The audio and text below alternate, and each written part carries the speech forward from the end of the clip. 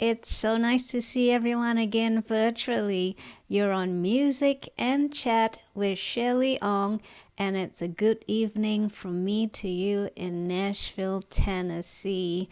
Please say hi in the live chat, where I've indicated with my first comment in the live chat, and let us know where you're tuning in from. Don't be backward and coming forward. That's what I tell my regular viewers, and they know it now enough to repeat after me. Maybe they mimic me like a parrot. Anyway, I hope you have been doing well. And if you're having breakfast, have a jolly good one. If you're having dinner, have a jolly good one too. And if you're just whiling your time away enjoying this live stream, welcome, welcome.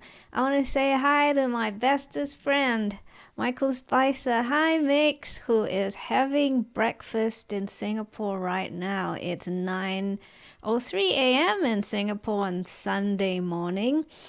And I want to say hi to our guest today, Tony Gerber. Hey, Tony. So nice of you to make your presence known on the live chat. Anybody else, please say hi in the live chat as well. Let us know where you're tuning in from so that we can address you appropriately. Another thing with the live chat is it's a place where you can place your questions for our guest or for me, and put them, as we are moving along. Because there is a lag to the stream, you probably receive us 30 seconds or more after, I begin. So it's never too late to put your question in the live chat.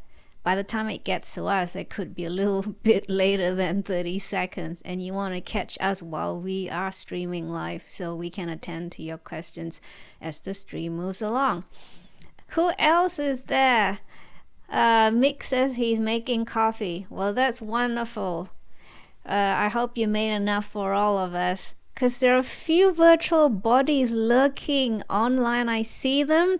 As per usual, you guys are shy, but don't be shy, please, because we're all friends. So anyway, let me move on to the next item, and that is to remind you to snap up my CD and poster set. This is the Christmas set, and this is the last time I'll be promoting it because we are nearing Christmas very soon. There is a link to buy it. In the text below the video, you'll see Christmas set merch, or merch Christmas set, merch short for merchandise. And thanks to those who have already bought them. All right, it is 7:05 Central Time, where Tony and I are in Nashville. It's 9:05 a.m. in Singapore, where Michael Spicer is. And it's 12 noon in Australia. I'm missing my Aussie friends. Where are you? Are you getting ready for lunch? Anyway, let's get on with the stream then. And I hope by the time I'm finished playing my song for you that you would have all made your presence felt in the live chat. I'm going to play you a piece called Black Card Circle. Its nickname is Vox 5 because it began as an idea for 5 voices. Something like that. That was a while ago because it features on my 3rd album, Xing Paths. In fact, I got it here, so I'm going to show it to you. Alright. This one. It's part of the Christmas set, so feel free to let me know that you want to buy it. Alright, so Black Card Circle, features synth and tin whistle. So I'm going to, instead of showing you my theremin, I'm going to show you my keyboard. And here is Black Card Circle.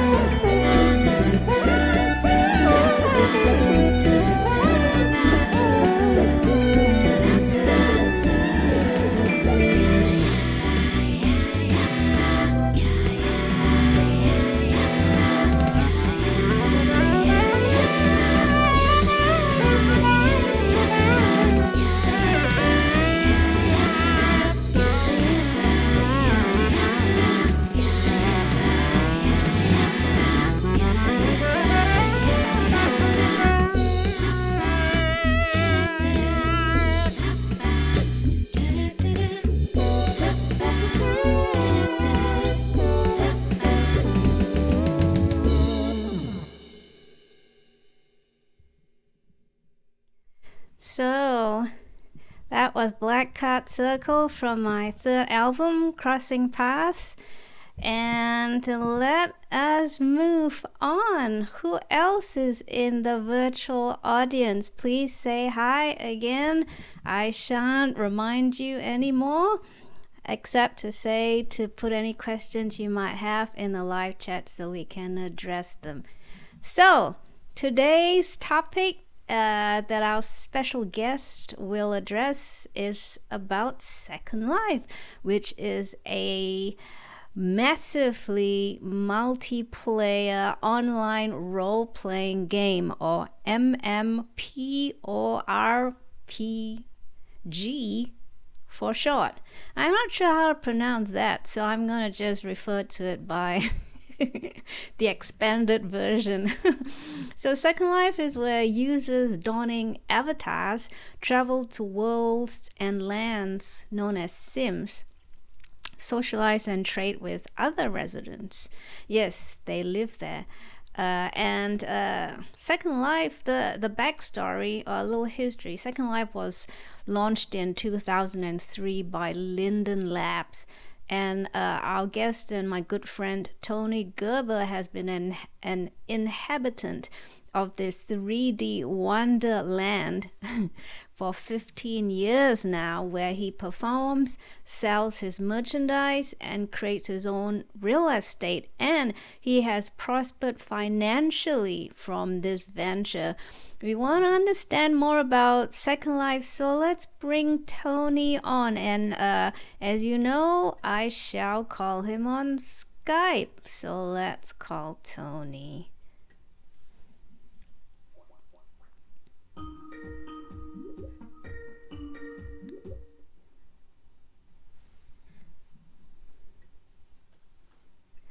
Hey Tony, how are you? Hey, I'm doing good. Get my headset on here. Wonderful. I can hear you clearly and I can see you clearly. So that Good. is And thanks for having me on the show here on oh, your my pleasure. I thought your story was too good to not cover. And one of my goals for what I do for music and chat is to highlight the ventures and adventures of my friends. So you fit the bill perfectly.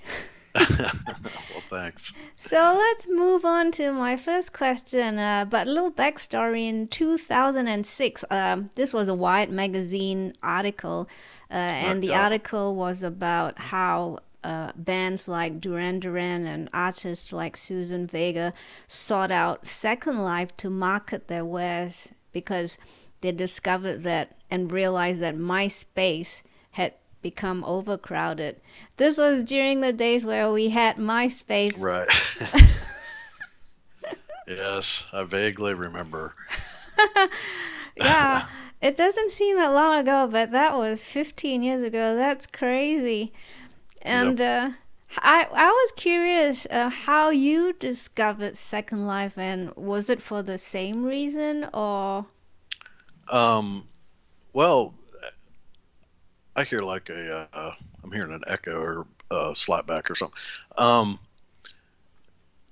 I my daughter had just been born, and so my priorities were changing more to be at home more and stuff. And that Wired article you're talking about, when I read that, I went right over to see what Second Life was all about. And I mean, I've been professionally in 3D graphics since 1986 and had worked on a VAX mainframe and all that, doing 3D graphics. And when I went in and saw how far along and how complete the platform was at that point, I was pretty amazed. And so I went in and was super excited and pretty quick.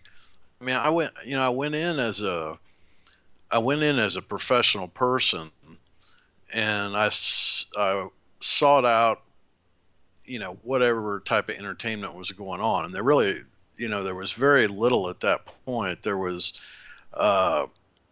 Frog Marlowe and J-Cat, they had gotten some. I think maybe they were like on MTV or something. I forget. They had some pretty, some pretty big publicity and stuff. But they were kind of singer-songwriter type of music. And I mean, they're still doing some stuff. I see his name pop up everywhere. I mean, every once in a while. And then there was another guy, Paul Cohen is his actual name.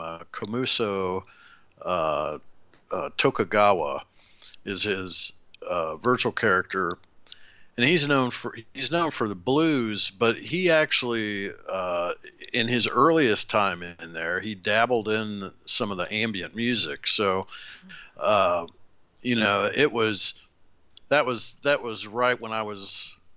I mean, he was one of the people that helped. I had to seek out 2 or 3 of the people in there to figure out exactly, what is the process for doing music in here. And when I realized it was pretty much like any internet radio broadcast, which is really about all it is, But anyway, it was real new and fresh and exciting, and so I got in there early on that.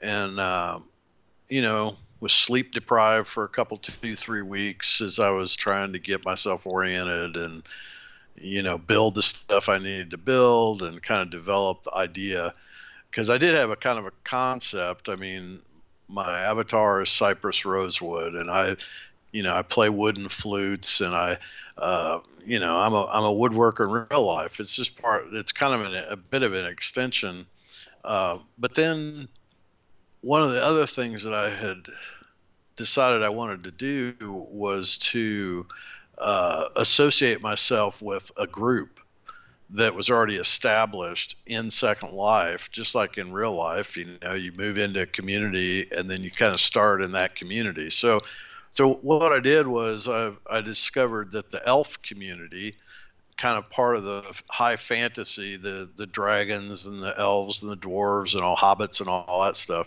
they were the largest group in Second Life. Oh. And so I had an interest in that anyway from a childhood, reading all the different, Lord of the Rings and the Sword of Shannara and all these different books that were kind of high fantasy books. So anyway, I went in and basically became, real early on, I just became a part of that community, the elf community. And I started my concerts there. And, in the early days, I mean, it was, we crashed the Sims almost every concert because there weren't that many concerts. And so I had the support of the elf community for quite a while. And then I started branching out into taking other special events and stuff like that. But it was I think that was a really good approach for me. I mean, that's 15 years ago. And I mean, 15 years is a pretty long time for anything, especially technology. I mean, most stuff turns over after 5 years, and it's kind of develops into something else. And I mean, we've got Oculus and some of the other, but they still haven't, I don't know. It's not as, it's just not quite as accessible, I mean, you can get into Second Life for nothing basically, and just by signing up and going and exploring, but it's been a really, it's been an amazing adventure. I mean, about 3,000 shows and, covering just all kinds of different, charities and scientific events and, just purely entertainment stuff and festivals. And I mean, it's been a really, it's been a broad spectrum of shows. It sounds it's been a wild adventure. Yeah, I mean, it really has. And, still most people don't even, people don't realize what all it is. Yeah. So and I mean, it's like 15 years ago I started this. It's like still, it's, but. Yeah. So I have some questions to educate those who don't know. Yeah. And here are a few, Tony. The first one is, you mentioned that you are a 3D modeler, or at least you worked quite considerable effort in 3D animation. So Right. does that mean that to participate in Second Life, you have to know how to do 3D modeling? Not unless you want to start building stuff. So So, within Second Life, it has the interface and basically the 3D software built into the viewer that you use. mm, So you can easily go into create mode and create a cube or a sphere or a triangle, and you got it's uh, you can get real in depth with it, or you can just get real basic with it. all right. Or you can just be a viewer and go around and go to shows and just kind of Ah, interact without, without building and all that. oh, I built a venue and a museum, and I owned a sim for a while, and mm, I've done a lot of different levels of it. I've kind of, mm, it's ebbed and flowed. mm, For me, between 2006 and 2010 was that was the most intense period, mm, and then I got flooded in 2010, so that kind of knocked the wind out of stuff for a few months, mm, and I never really came back with quite the same fervor of energy as was going on pre-flood. mm, But Second Life also had changed a little bit too. mm, So now it's shifting again just because of the pandemic, and mm, more and more people are doing stuff virtually. mm, mhm, It's like so many of our friends are learning how to stream their music and stuff from home, mm, and that's basically what this is. mm, I've been myself been doing that for 15 years, mm, but even before that, in the mid mm. 90s, I got into internet radio. So, Yeah. and real radio. So it's really, what's interesting about Second Life is it was it incorporates every experience and things that I've done previously in my life. The virtual world pulls it all together. So my 3D capabilities, my graphic design, my music, my technology, interactive stuff all those things all meld together, and that's and I don't know, it became that was apparent pretty early on, and an exciting thing for me, because I was like, wow, this is like almost everything I've done was steps up to this point Yeah. of being able to incorporate all the different, because I made posters. I've got hundreds of posters. I started then not making a poster for every show, because I was doing so many shows. Sometimes I do 2 or 3 shows a day, Wow. and there's still people in there like Joachim Gustave. He's a South American guitar player, and he plays bossa nova and Latin style nylon string, and he's been in there really a very long time. Probably maybe a year after I started or Mm, something, and he still plays sometimes 4 shows a day. You wow. know, so So is there a common language that you use in Second Life? I'm assuming that people come from all over the world. Do you communicate in a I mean there language? there are there's translate if you want to talk to somebody, there are translators that you can type in, and then it pops Oh. up, um, Do you hear in their their voices language. at all, or do you communicate? There's voice chat if you want to. You can turn that Oh, on. A I lot of see. people prefer not to. Oh, is that so? I don't really do that very often. Sometimes, sometimes when we're in a planning meeting or something like that, to where like sometimes I do work with kind of the science community, and dealing with rockets and outer space and stuff like that. So we might have a planning meeting or something, and we Oh, might go into voice chat, just because it's you can more just get a little efficient. more. Yeah, but Yeah. most of the stuff is just typing, Okay. and I'm you going to know say hello to a couple of our guests who just tuned yeah. in. Gary from Frederick, Maryland. Hi, Gary. Better late than never. And Mike Flavin from Phoenixville, Jiminy Cricket. I've forgotten where in Phoenixville you are. Pennsylvania? And Tony, I've been pronouncing our good friend Mike Flavin's name as Flavin, but it could be Flavin for all I know. Speaking of not having the voice, but actually typing in Second Life, that it's open to interpretation, isn't it? In terms of how certain things are said, or the intent, or how words are pronounced. Yeah, I mean, are you talking about on the interpreting? Or Yeah. you just, yeah. Well, yeah, I mean, you're going to have some of that for sure. So And, how is trust achieved in Second Life if you communicate via messaging and you can create your own avatar, or at least pick from a list of avatars? How do you know who's really behind the avatars?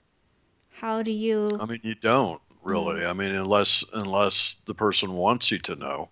Oh. I mean, me being a public person and primarily being in there as an entertainer, then of course I'm not trying to hide my real identity. I mean, some people are, and that's okay. I mean, it's like however you want to do it.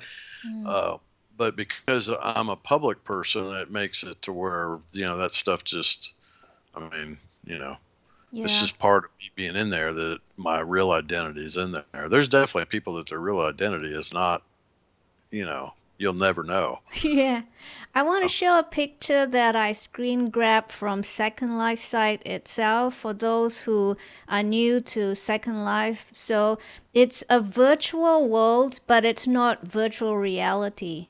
Am I right, Tony? I mean, well, no, I mean It's not VR. it's not virtual reality in that you have The headset, yeah. a But it's a headset virtual with world. 360, but it's definitely, I mean, it's a virtual reality in a virtual world. It's Got just it. it's just the viewer is different, you know. Do you I see? mean, Do you view it on your computer screen, or what do you use typically? yeah, I do. I mean, on my desktop, but I have done remote. I was able to control my desktop with my telephone Wow. and do a solstice concert in the woods up on top of this hill. Yeah. And the venue in Second Life was kind of the same. I mean, it was a stone circle. Wow.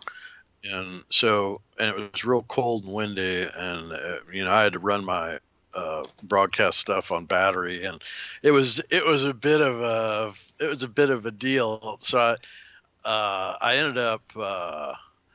ended up doing part of the show out there, and then I went into the cabin and I had stuff set up in there, and I finished in there. But that was interesting. I could control it from the phone. So you didn't have to be physically in a particular place, right? Your location in the real world is not affixed to your location in Second Life. No, not at all. But in this particular case, it was kind of like real life mimicking Second Life, or Second Life mimicking real life where I was for solstice at a stone circle, and I mean Got it. it was pretty neat. So it was bridging the two basically, and I've done that a couple different times. I did a performance in Atlanta in like 2000 and wow, I think it was like maybe 2008, and I had dancers in Second Life that I piped my performance in Atlanta live was piped into Second Life, and then the dancers were, of course, there's lag and stuff, but it's fine. It worked fine. But they were doing a light show and fire and different things and dancing, and that was projected behind me on stage. So that was kind of an interesting, multi-reality experience. You had Yeah. a meta kind of experience, because you had what I was doing live being pumped into the virtual world. Their avatars are reacting. It's getting rebroadcast. I'm grabbing it and putting it on stage. So Wow. it's kind of a Yeah. wild thing. But they were my visuals, and they were responding to what I was playing. I have But a they were avatars. it's really blowing my mind. I have a clip that I want to show of you in concert with the Sky Galaxy. Is that how you pronounce Yeah, the yeah. person's name?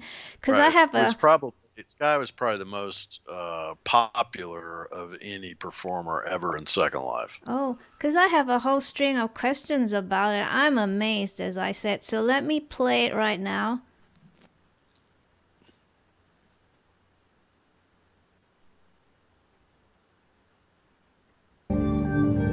Sorry, rewind.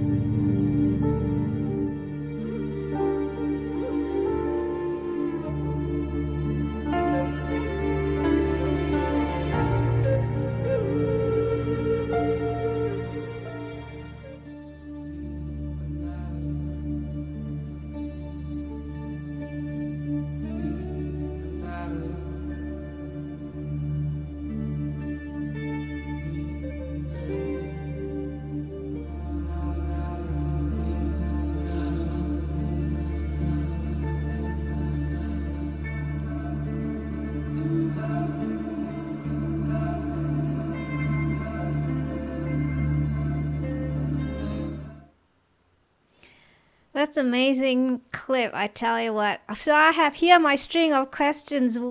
Where exactly was Sky Galaxy located? Was this person in a different country or? No, he's in Texas, Oh, so right. he's in Austin, and what happened was I accidentally stumbled across kind of daisy chain broadcasting to where we could have multiple people playing. There Oh, was there was somebody in California, and this was early on. This was like 2006. This was early on, and right when I was starting, yeah.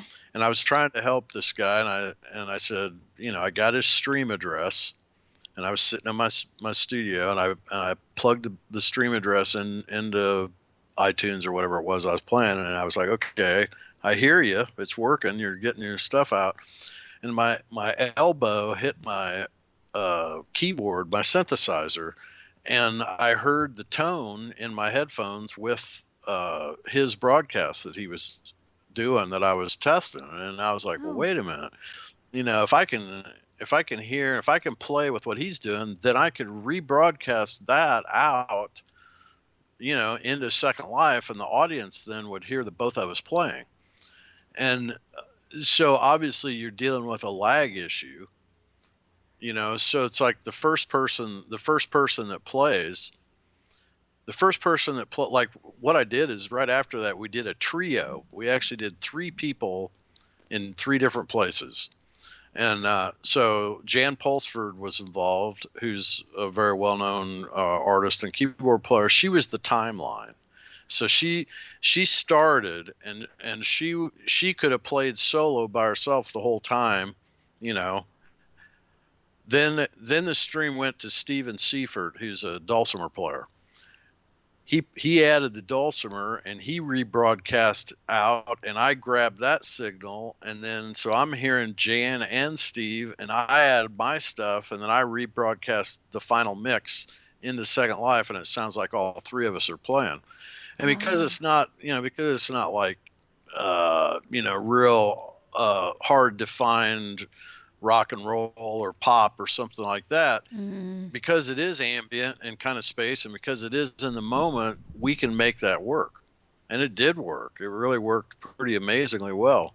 mm. Um, So anyway, the Sky thing was the same thing. It was just the two of us. So I always like to be the last person so that I'm hearing the final mix and I'm able to push that mix up. And so Sky started the stream, and then I started doing my thing to what he was doing, and then he might spot check or something, but it's like since we each know each other's music, we know it will work. Or I mean, that's for me when I pull people together to do something like this. It's like I know that even if we've never even played before, which that happens sometimes. But with Sky, we did maybe 3 or 4. I think we did 4 concerts in total. But he was a young guy. I mean, with that, he was probably maybe 20 years old or something when we did that. And he's I mean, he did some international projects, but it's like that's been 10 years ago or 12 years. I love his voice. I think he's one of the best. I just really think his voice is great. And unfortunately, I think he struggles maybe a bit with depression and other stuff, and I guess just reality of trying to make a living. But he's not really blossomed out like I would have thought he would have back then. Because I mean, he was the hot item in Second Life. He would fill up every sim every time he played, and it was. And then he had some management company come in real life, and they pulled all of his YouTube videos and they took everything off that he had done on Second Life. And I was like, man, that is the stupidest thing I've ever in my life. And it just kind of like went downhill he got locked into something and they screwed him and, whatever. One of those music business kind of tragedy deals. Yeah. But he's playing again. He's doing shows again. And so there's a lot of folks in there now. How did you promote that gig then? How is that usually done? I mean, for a while I had a virtual server set up that had kind of like like a data picture frame that would be in different venues around Second Life, and I could push a post from that server into 30 different places. Wow. So, I mean, I was doing stuff like that.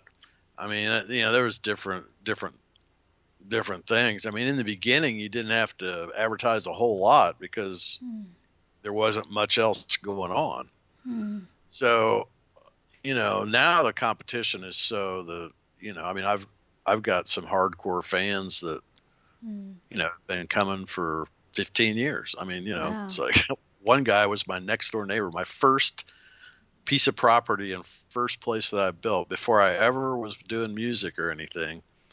The next door neighbor there, we would talk and get together, virtually in there.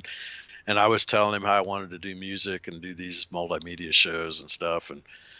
And he was, he listened to me talking about all that stuff. And then he started coming to every show. And I mean, he still shows up. And his wife, she was a big fan. They bought like all my CDs, and then she actually passed away. Oh dear. And so that was real tragic. So I know that, now it reminds him of her to watch my shows and stuff. I mean, it's really interesting, that aspect of Second Life, how, everybody behind the avatar is a real person, and a lot of those people you may not know about. Like you say, you may not know their identity. They might be bedridden. They might be in a wheelchair. They might be in their last 6 months of their life, and you don't ever know, but there's been a lot of people that have passed away, in there. And it's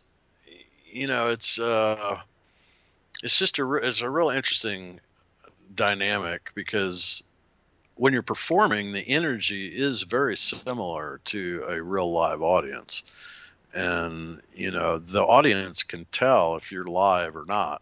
I mean, it really, there is an exchange that happens in a different way, but very similar to a real live audience. Your movement, radio. Are your movements, sorry, Tony, I got excited about another question. Yeah, Are your that's all right. movements in Second Life, do they mirror what you are doing while No, you're playing? No. So no. how does They're that come loose. They're about? like, well, I've got like controls on my screen. I can Oh, push different buttons and oh, different things. got it. But so I was going to tell you, this was one thing that was a real highlight of Okay. everything. Mm-hmm.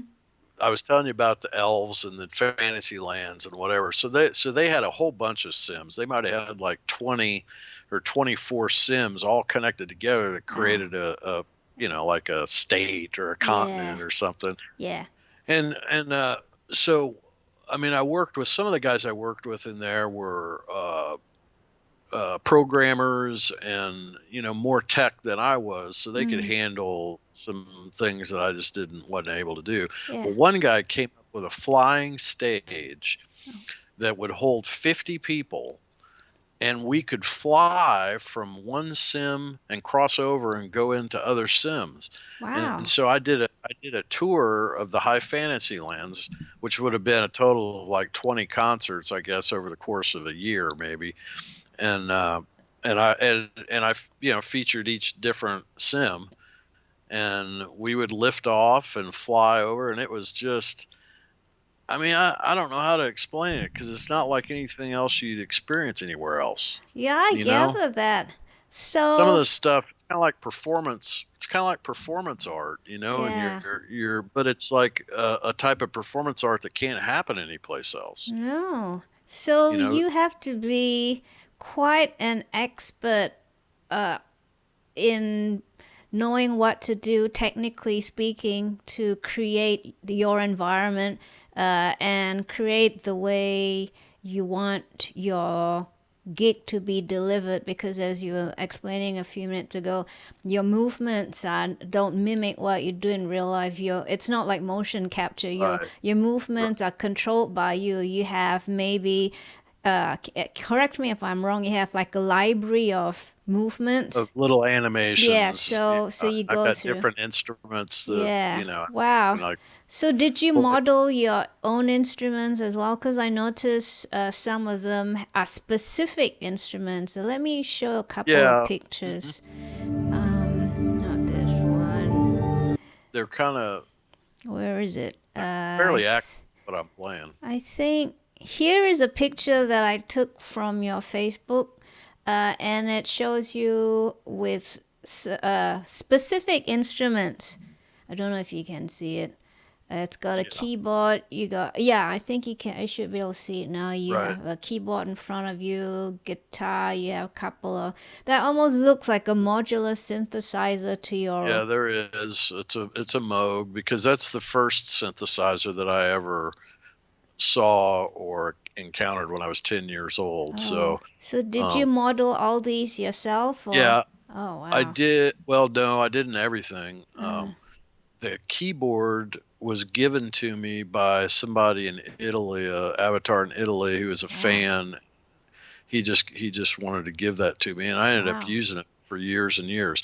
The Yeah. guitar, that guitar is about 248 prims to create that guitar. So basically every Wow. part of the guitar is modeled out.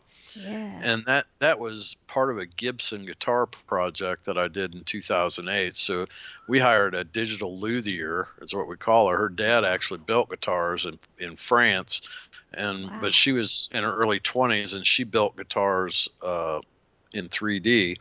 So Wow. we hired her to build all these Gibson guitars, different models, Mm. and that one is the actual one that I play.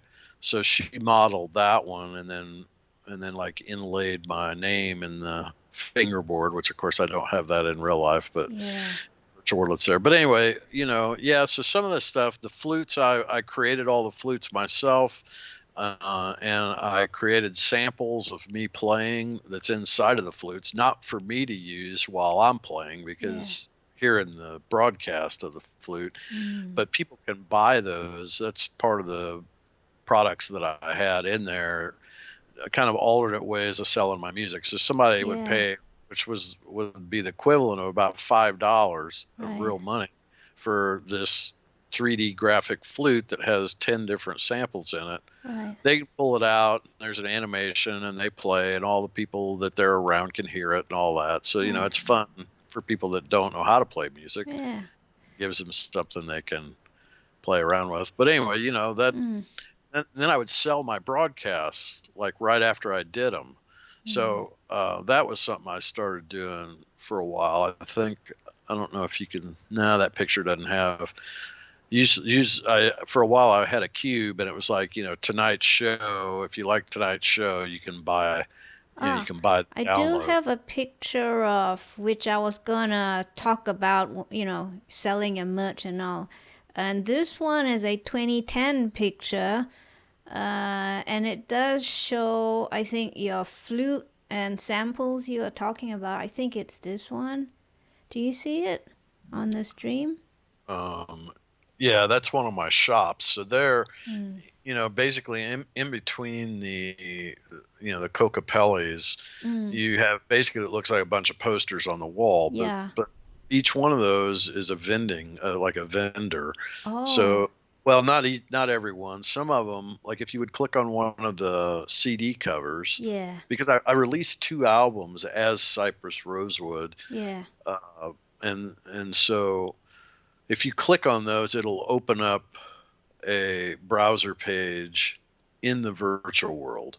Oh. So you can attach internet web stuff, links to things in the virtual world. So that was a great way of integrating purchasing and stuff like that. Oh.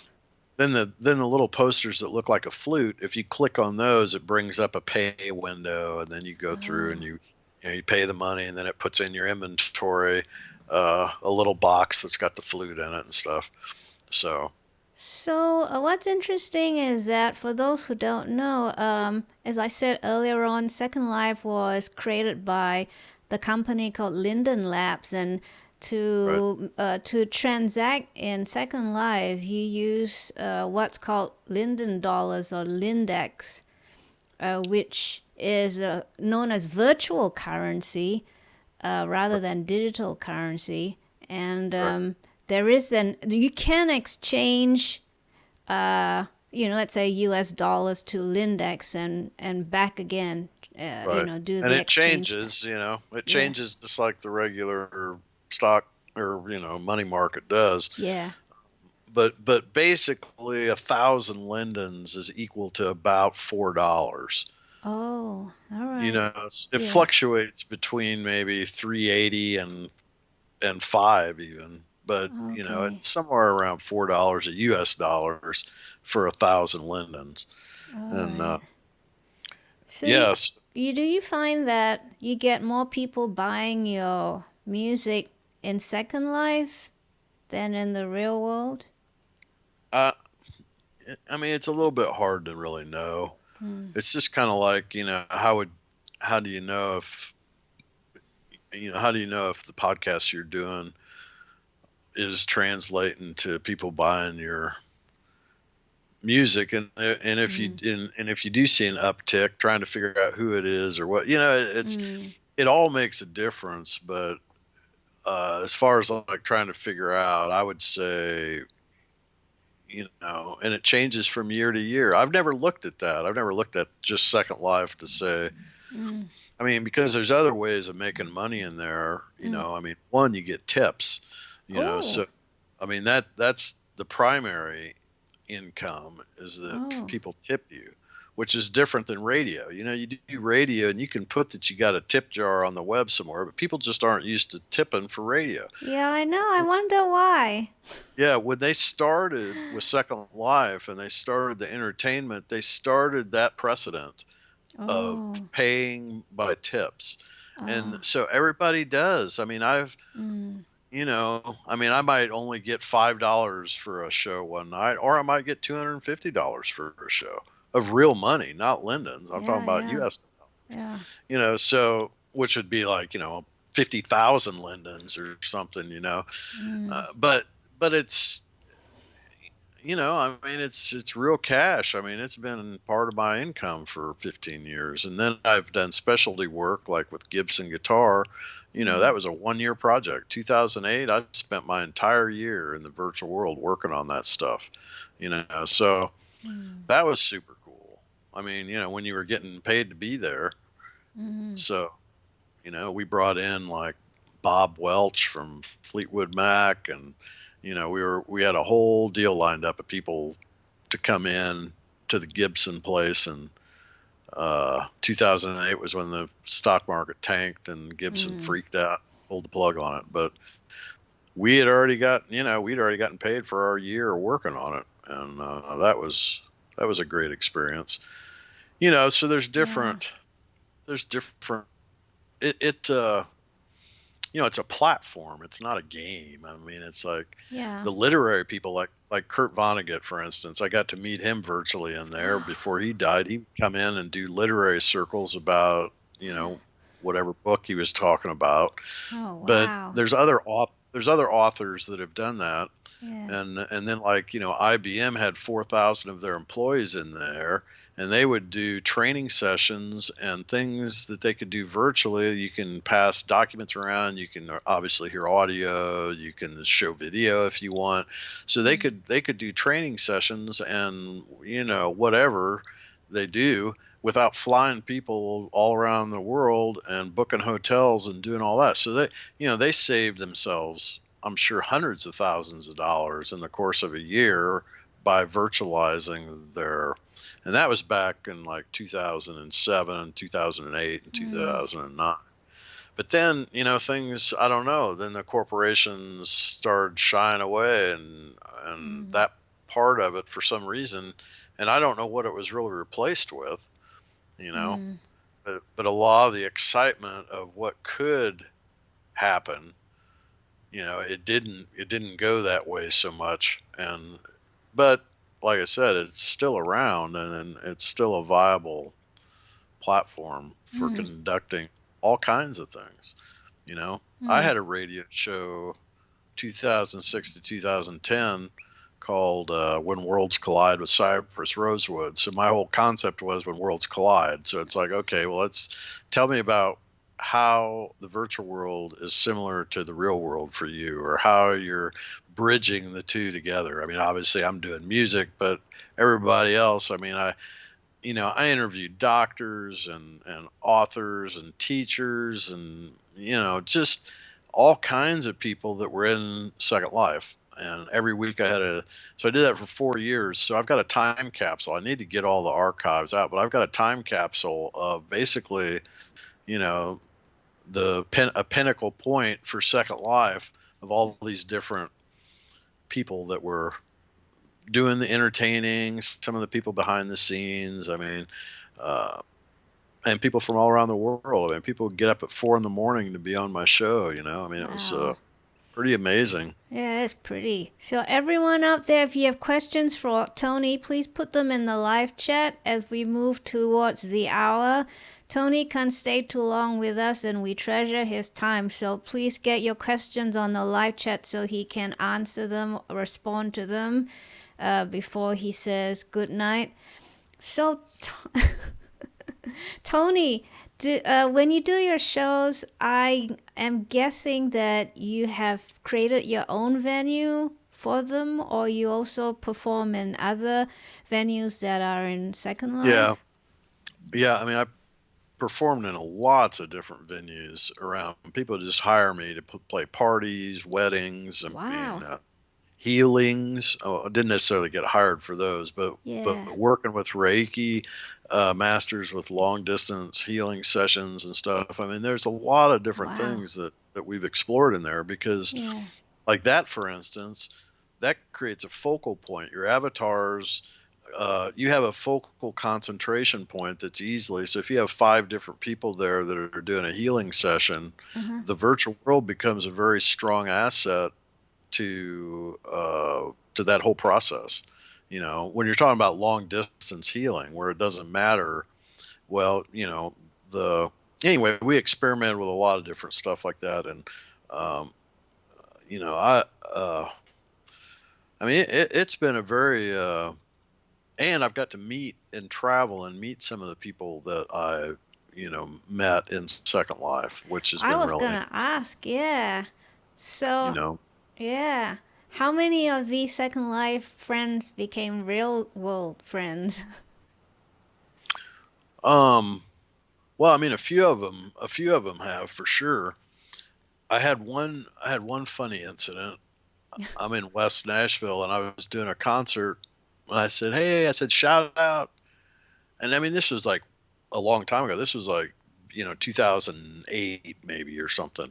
So I'm saying, "Hey, shout out where you're from," so we can. It's kind of like what you did on your chat at the beginning, and people are shouting, they're typing stuff out. And someone goes, "Nashville, Tennessee," and I go, "Hey, Nashville." I go, "That's cool." I say, "Where are you at, Nashville?" He goes, "I'm in West Nashville." And I go, "Really?" I go, "Well, I'm in West Nashville." It's I'm in Bellevue. And he says, "I'm in Bellevue." He said, "I'm in River Plantation." And I go, "Oh my God, you're like 3 blocks away." I mean, that was a hoot. So then we became friends, and I started doing concerts at their venue, and uh, I mean, yeah. And then very early on in 2006, I came up with the idea of putting this museum, a space music museum, in Second Life. And so there was a guy and I started palling around with the science community because there were some NASA people in there and stuff. So actually I became friends with some people at JPL Labs and, I think I have a different picture places. of that, so I'm gonna show it while you talk about it. Yeah, Yeah, I do you have a might. picture. I did a screen capture of the picture and your explanation. I think that's the one. Um, yeah. So, well, and I mean, there's been several different things, but, I got to know them and work with them in different capacities. I can't remember the point I was trying to make now. I'm sorry. Oh yeah, okay. So that's a picture of the museum, and that's actually all those people in there are Lindens. So Right. those are all the managers and the people that own the company that came by to see the museum at one point. And Paradox Olbers is the name of the guy that was basically my patron for 14 years. Oh, He paid for my 1/8 of a sim or whatever that I had, which I mean, wow. that's probably, I don't know, it could be $60 or $70 a month Wow. for 14 years. I never Wow. had to pay a dime because he liked my idea and Yeah. liked my music. Well, then he passed away this year, Oh. or actually it was in the fall of 2019, and the Mm. sim disappeared, and that's it. Mm. I mean, I was able to go in and copy the venue and stuff, but I haven't put it up anywhere. I mean, that's 14 years for a virtual venue. I mean, that's like an eternity. How long did And it take you to create it? I mean, I did all that stuff. Most of that stuff, even that I use now, I all did in 2006. It's like I Mm. went into a building fervor, and I mean, not, there's not necessarily any reason to redo some of it. I Mm. mean, I don't spend near the time that I used to spend in there. You Mm. know, the first couple of years. Well, plus there are a lot more projects, and it was just, I was just in there a lot more. Now I just kind of go in and I have a Thursday night show. I have a Sunday night show that I've been doing since 2008, the Wow. Sunday night show. And everything's done on radiospiral.net. Mm. So, our headquarters, and these are friends of mine, and them. I mean, they're other electronic music people that we've played with and done festivals with. Mm-hmm. So it's a network of people, and so the headquarters is in the virtual world now because I brought all these guys in for uh,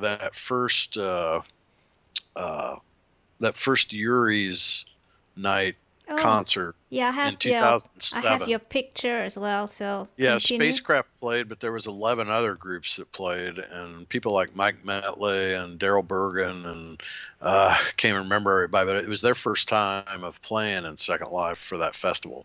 And basically, I acted like a TV station, so I grabbed everybody's stream.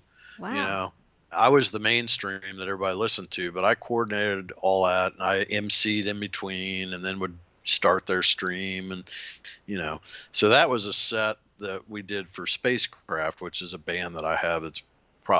That's the most well-known project probably of things I've done. But we did a show in there. We did a couple shows in there, but that was in 2007 for the virtual Yuri's night, which of course is the space party celebrating the Russian Cosmonaut. first cosmonaut. Yeah. Yes, for those of you who don't know, Yuri Gagarin, he was the first human in space.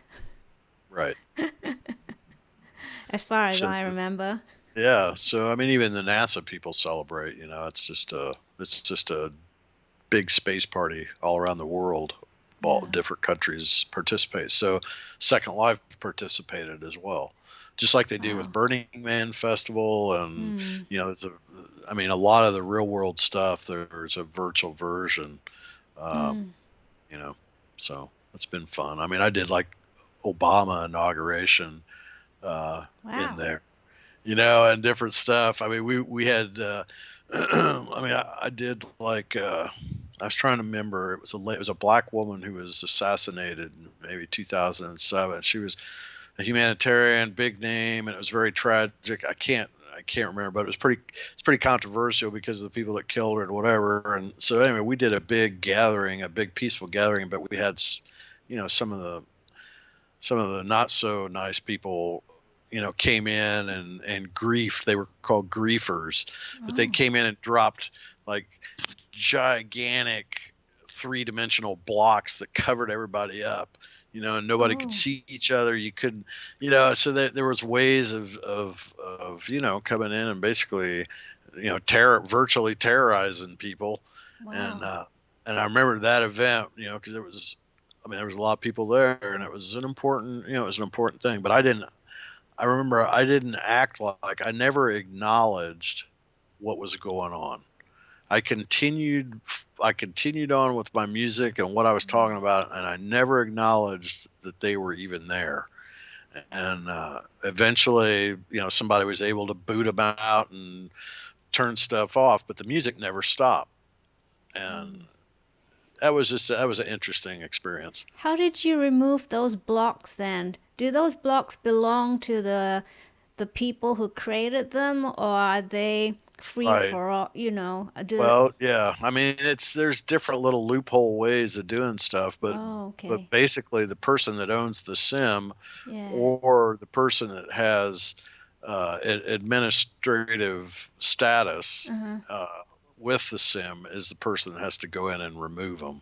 Oh.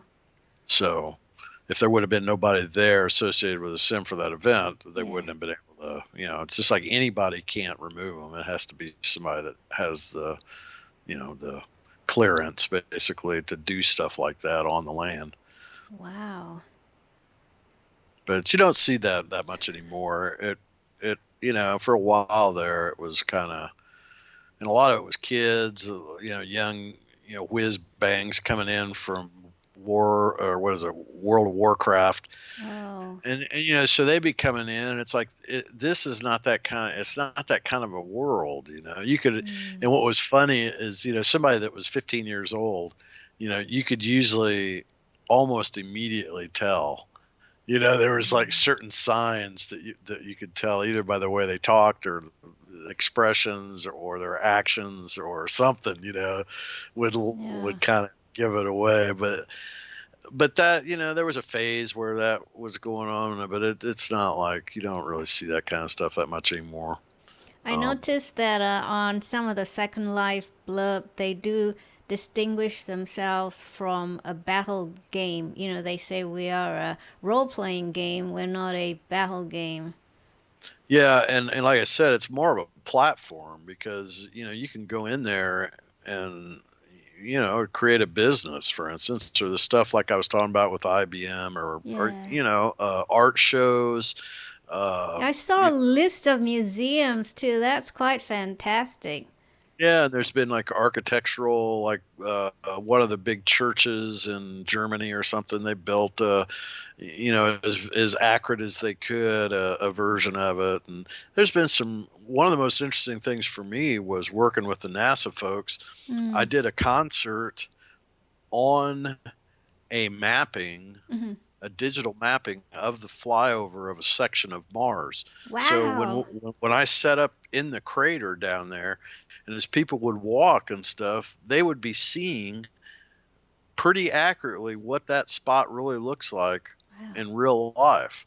And that was, like I said, that was in 2007 or 2008. Those were early things, but somebody brought that data in. One of the NASA scientists brought that in, and they were able to take a flexible, like it's I mean, if you're familiar with three-dimensional graphics, then it's Mm-hmm. basically like a texture map. It's just that's pushing up through to create the 3D, Mm-hmm. So like bump mapping. Bump mapping, exactly. Mm-hmm. Bump map, not texture map, bump map. But the thing about the bump map is the bump map was created with the flyover data that was picked up when it flew over Mars. Mm-hmm. So, it was like, wow, it's free. Anybody in the world could log in and come in and experience that part of Mars virtually in there. And I'm like, this is just amazing. And then I'm doing a concert there, and it's like, wow. Definitely the closest to playing on Mars. Wow. That But blows my mind.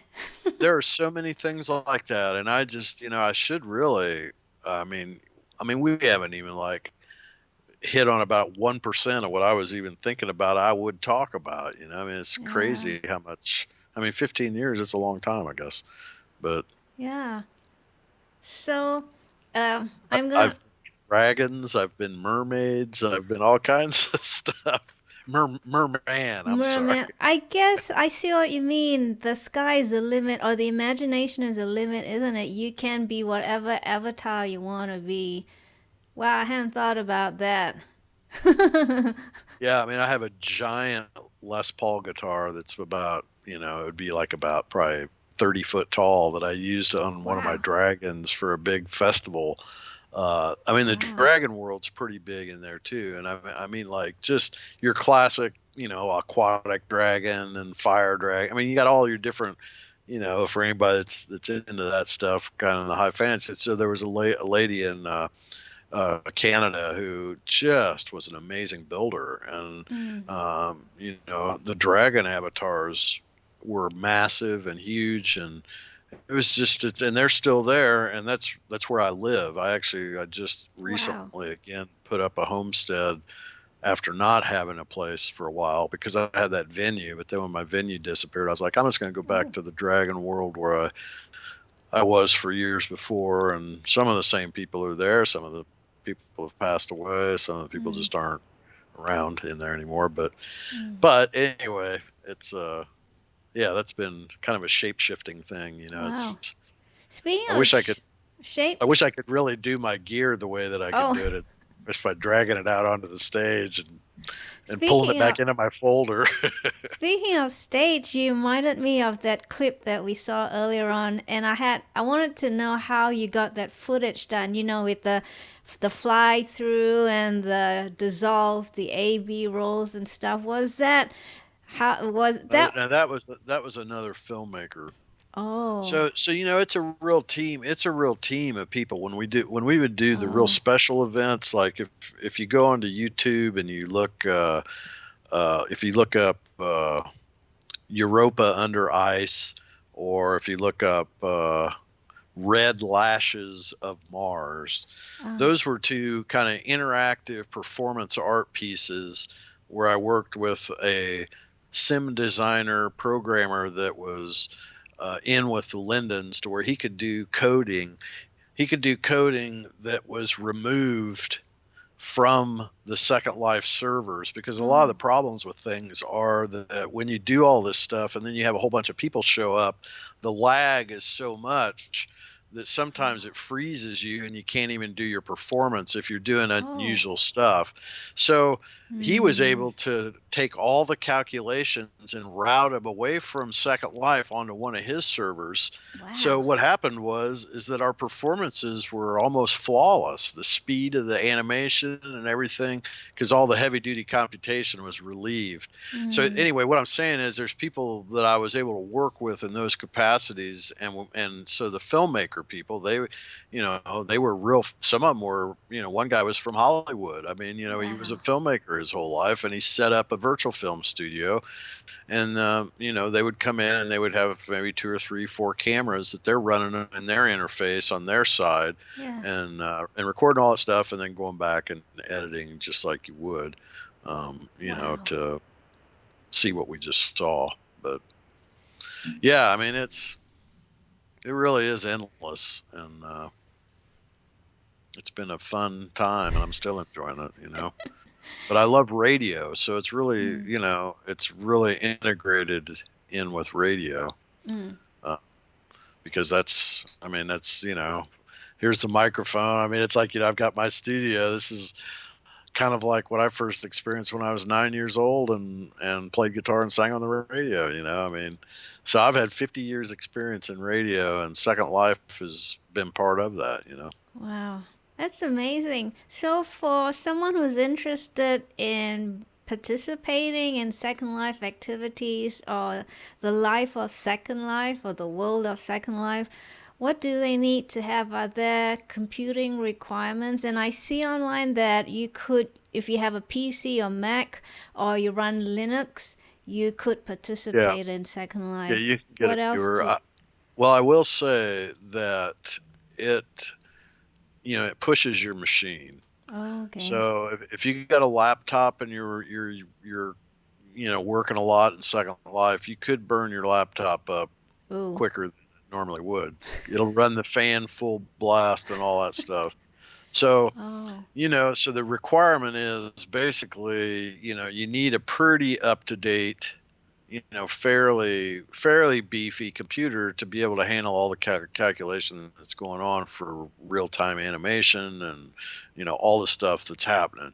So I've always used an iMac. Oh. Unless you're just shortly, I mean, like when I was talking about Atlanta and performing, I actually had my iMac on stage too. So Wow. I use the desktop, just for that reason, because Oh. it takes a bit of a processing power to run all that. So, Hmm. How but about? the viewer's free and the account's free. So if anybody wants to, Oh. you go to secondlife.com. You can download the viewer. They've got tutorial islands where you go in and you learn how to do things and get yourself started. And, you can Okay. find your group of people. I mean, hopefully you can find that. A lot of people go in and they don't know what to do. But if you find your group of common people that you have something in common with, then, you'll probably discover some things that might interest you. But But even if you find your community, how do you say hello? Because I'm a shy person. I'm not a party girl as such. see, that's something that's really interesting about the virtual world, Yeah. that it really does force you in the moment, because Oh. you don't know anything about that other person. You don't know if they're male, female, black, white. It doesn't matter. You don't know if they're Oh. Jewish, if they're Hindu, if they're I mean, that is one thing that's really beautiful about Second Life, Mm. is that stuff you usually you just get right to the point and right to whatever the issue is or whatever, and all the Mm. other stuff that clouds us in the real world with preconceived ideas and racial stuff, all that crap that's just noise, Mm. is not there in the virtual world. And that's been a real powerful thing. I mean, I've had Mm. pretty intense conversations about maybe things you wouldn't necessarily talk about Wow. standing in front of somebody. But Mm.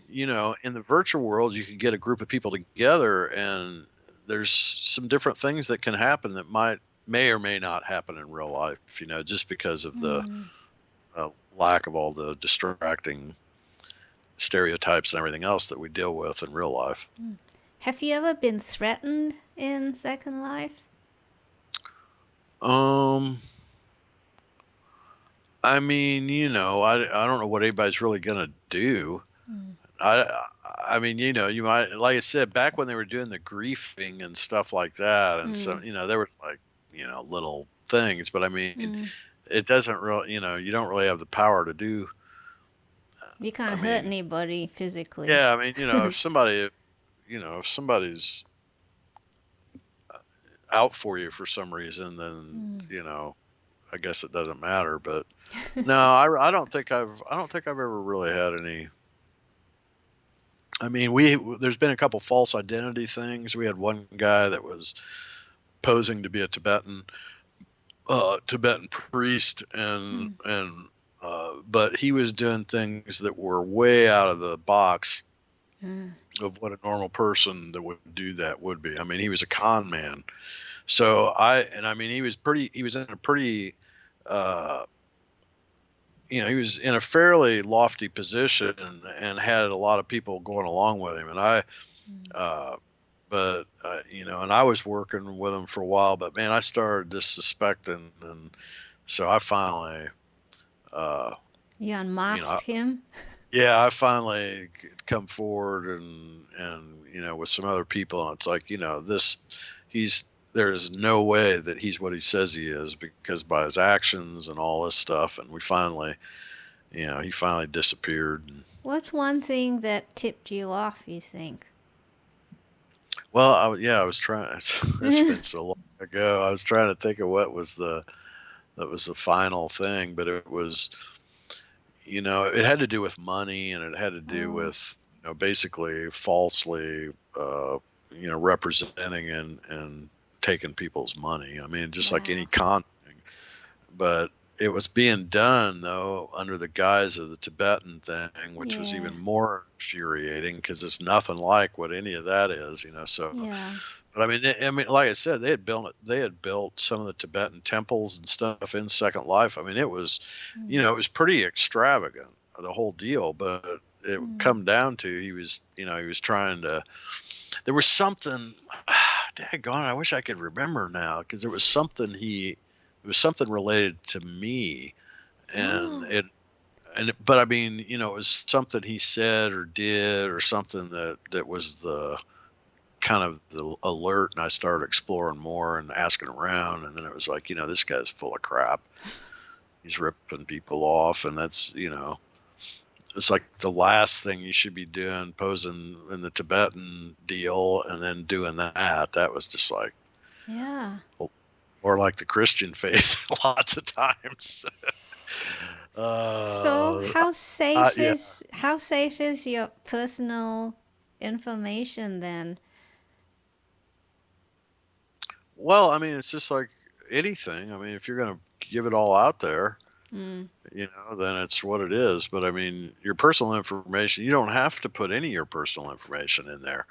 I mean, you might have your, with the Lindens or whatever, signing up the account, you'd have a debit card or something. If that's only if you want to, become a premium member or pay, and that's if you want to have land. If you want to have land and you want to be able to do that, then you have to have an account, and it's $9 a month. Oh, heck, if you make any money at all, $9 is nothing.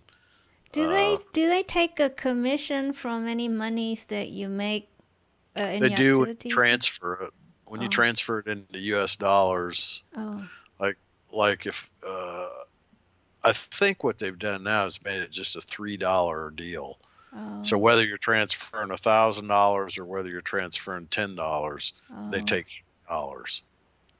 So that's why I wait a little longer till I transfer mine, because of that. Used to be a small percentage, and then when they just made it a fixed amount, then it made it not quite as desirable to make so many transfers. So that's both ways, right? $3 if you're converting dollars to Lindex or Linden dollars, and the other way as well. Not when you're buying. No, when you're buying, only when you're selling? Yeah, only when you're only when you're transferring it in. It goes into my PayPal account. Got it. So yeah. Yeah, I mean, it's been a wild ride. But you know what, the other thing that's interesting about it is 3,000 1-hour concerts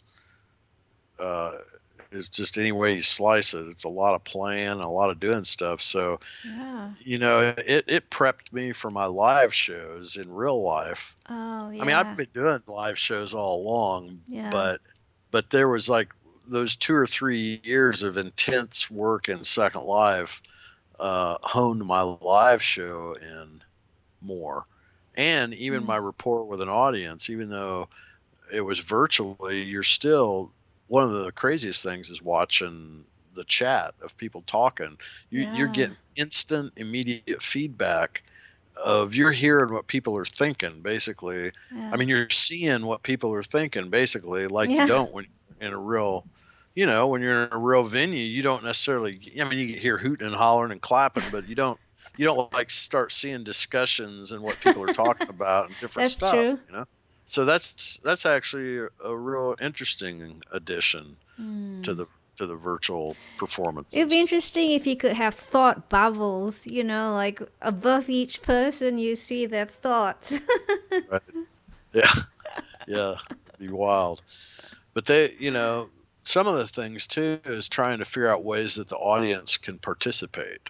Oh, yeah. So some of those interactive kind of performances, there was ways that the audience, like one of them, there was it was called like a beehive algorithm for all of there were different shapes that were floating in the environment, and your avatar could click onto that shape, and then they would be dancing.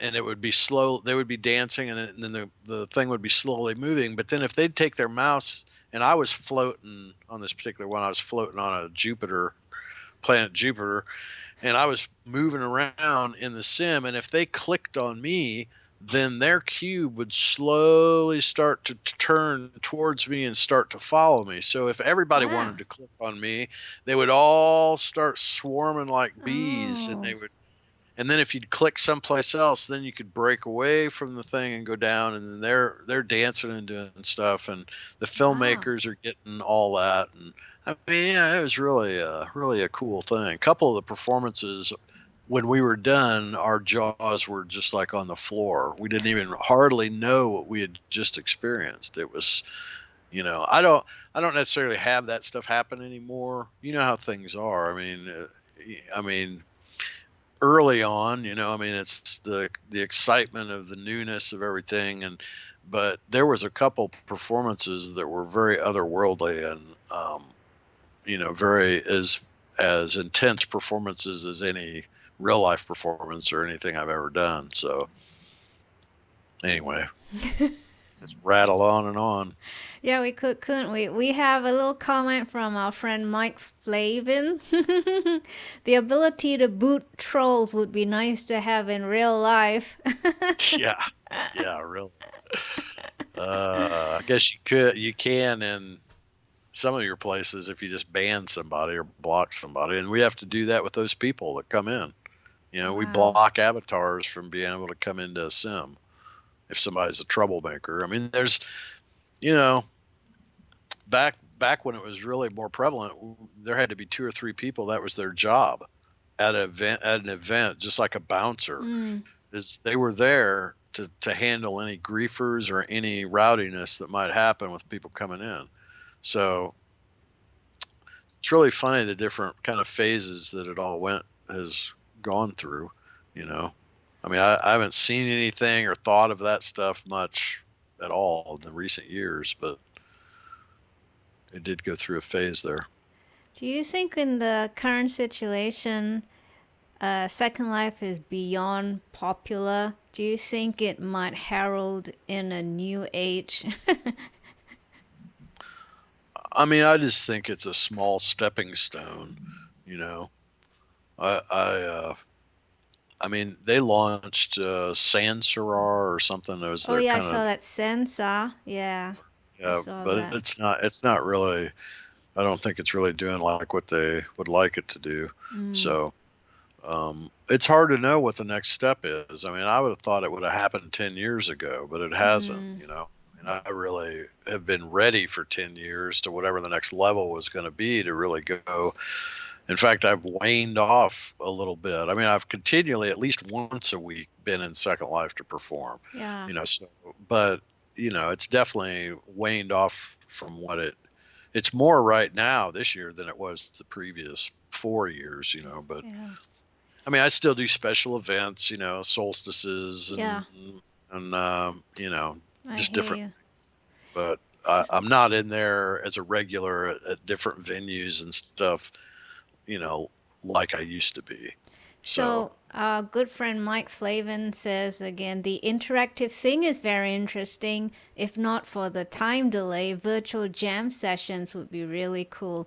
Yeah, I feel the same way. I've been trying to find a way where latency is almost dialed down to zero, and it was more of an activity that was realistic. You didn't have all these obstacles in the way, but it's kind of sad that speaking of Second Life being, so old and the technology's been around for so long that in the real world, we haven't got technology to enable us to kind of cancel that latency problem. And it looks like even though you found a way to jam with your friends in Second Life, you still had to deal with some latency issues. yeah, but like I said, we worked.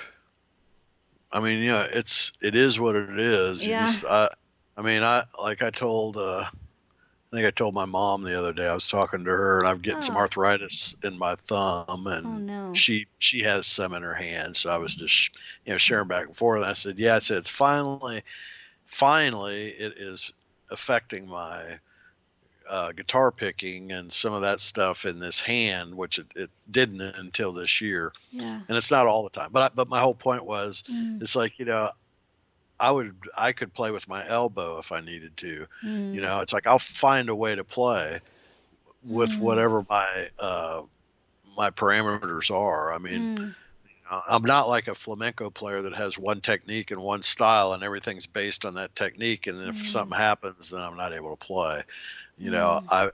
I can flex and kind of operate in the moment, and hopefully, that's what I think. I'd like to think I'm able to do that. So. I'm sure you will. But you made a very good point. I guess Second Life has kind of opened the gates to limitless possibilities for anybody who wants to, in whatever capacity they're in, whether they have arthritis or they've got a foot missing or they can't use their hands or whatever it is, to still Right. exercise their creativity. And just because they don't have a foot doesn't mean their brains are not working. They can Or still.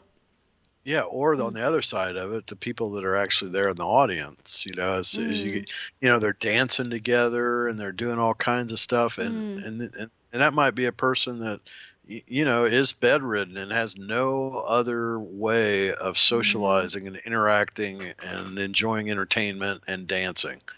So mm, it becomes very real for, mm. I mean, for a lot of people, it's like, I mean, really, there was a lot of people that way. Mm. And you were You know, mentioning earlier on that education is taking place in Second Life, or at least information is being transferred. I yeah. think you mentioned an IBM conference. So I'm assuming there are schools in Second Life as well where Well, yeah. I don't. There was some stuff. I'm not really as in tune Mm, with. I mean, I'm sure there are. mm-hmm, Because yeah, there were schools in there. Um, it. I forgot my point. But the. Oh yeah. Here was an example. There was like pregnancy information oh, or cancer, dealing with cancer mm, type of stuff. There mm, was anonymous services, medical services, to where nothing would get diagnosed and oh, nobody's real names would get, nobody would know any real names, but what they would get is good information. So oh, there was some of that stuff. It's like, yeah, well, I mean, if you got a young person that's afraid to say anything to anybody and they can at least get a little bit of information that might, oh, I mean, yeah, it's just all kinds of different situations in there that, have adapted themselves to virtual presence, you know. Yeah, I understand. They don't, yeah, there's no fear of being judged because their real self is hidden in a way, you know. I mean, a lot of painters, you know, Oh, because you yeah. can easily scan your paintings and you can make a virtual show in Oh, some gallery in there, and you can yeah, I have an hadn't thought and about then that. people can click on the painting. It goes over to a website, and Hmm. you know they can buy the painting in real life, or at least see other stuff. I mean, there's Yeah. been a lot of different angles that people have done. I mean, Hmm. kind of interactive storybooks. I mean, I Oh, worked yeah. with Tony. Daggone it. Um, but he was the R2D2. He designed R2D2. So Oh, and did Tony Dyson. okay. He did like the Superman special effects, and so he was a legend guy. Well, he came into Second Life, and I give him some of my land to build his laboratory, and became friends. And then actually, I met him 2 weeks before he passed away. He came to Wow. a science fiction convention in Jackson, Tennessee, believe it or not, Wow. because he lived in Malta, in Europe. Wow. So he was 2 hours away from me. So he paid for a hotel room for me and just took care of me for that time. And I went and hung out with him and stuff. But anyway, he was doing kind of robotic interactive storybook kind of stuff that was Oh. it was a natural thing for someone like him to be Hmm. involved with. But anyway, I mean, it's been some wonderfully amazing people that I've met and been able to interact with in there. Hmm. Tony Dyson, he was definitely, I mean, R2D2 designer. He was, that was one of the highlights for sure. Wow. So, Tony, it doesn't look like we have any more questions from our viewers, except the comment from Gary and Marilyn who says, Second Life seems like a very important therapeutic vehicle as well, a lot of potential. Yeah, I agree with that. Absolutely. Tony, it's been such a pleasure having you. Your stories are fascinating and informative, Yeah, and well, thanks. I hope it was interesting. it was, and I really appreciate your time, and I wish you well with your future endeavors in Second Life. And take care of that arthritis. It's not fun. I'm starting to feel some in my middle finger as well. I'm wondering why it's my middle finger because I don't do anything with See, it. I also make jewelry. I make Oh wow. copper jewelry. So my my great grandma, I never saw her without copper Oh yeah, on my her, and grandma she had one. She said it was right good for her arthritis. right, and so it actually after 2 weeks of wearing one, I didn't have to put cream on my thumb anymore. So there Oh, is something to it for sure. huh. And anyway, I might have to look into that then. yeah. But we have thank yous from our good friends Mike Flavin and Gary and everyone else watching. And we want to say good night to you, Tony. Take care. And I All wish I right, could Shelley. see Thank you in you. person, but maybe soon, hopefully. Sometime we'll be able to do something here Yes, again. please. That'll be very All right. nice. But I'm glad I see you virtually. So take care. Good All right. night, Tony. Thank All you right. so much. Yep. Bye. Thanks again.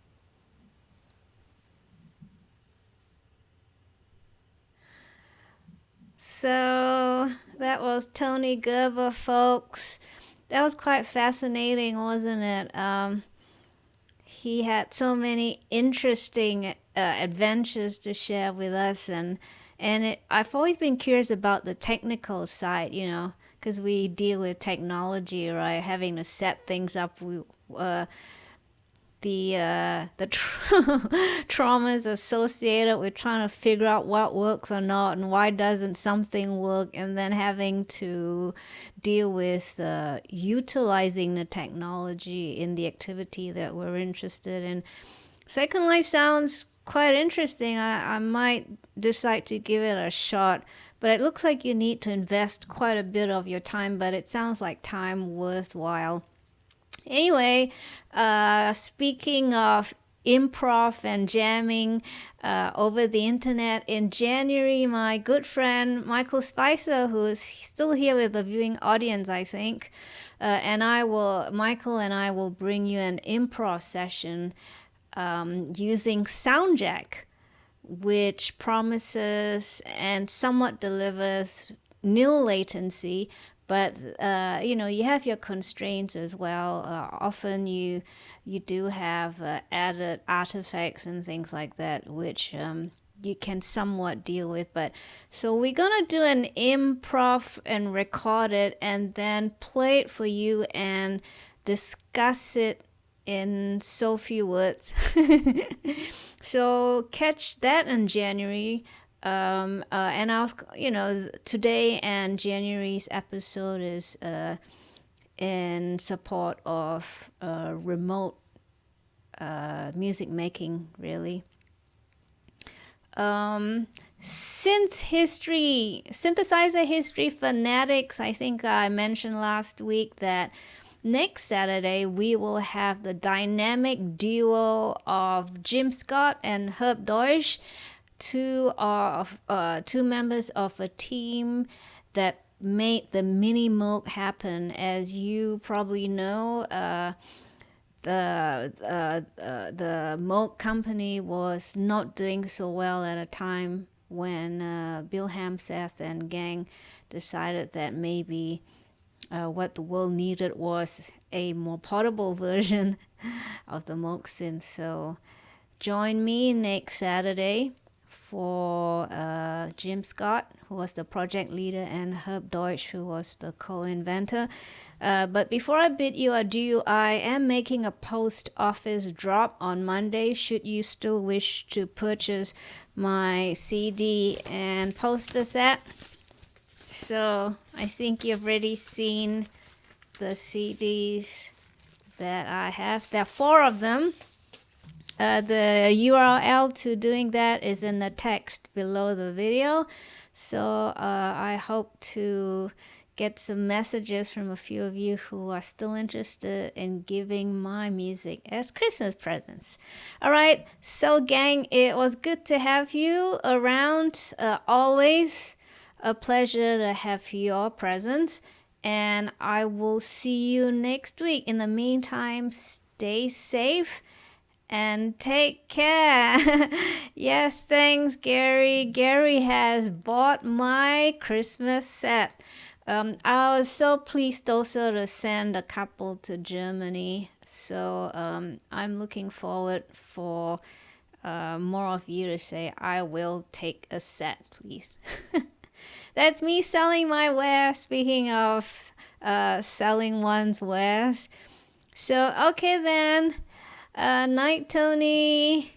Night, Mike Flavin. And good night, everybody else. Take care. As I said, please stay safe because I want to see you again next Saturday. All right then. Till then, good night. Bye.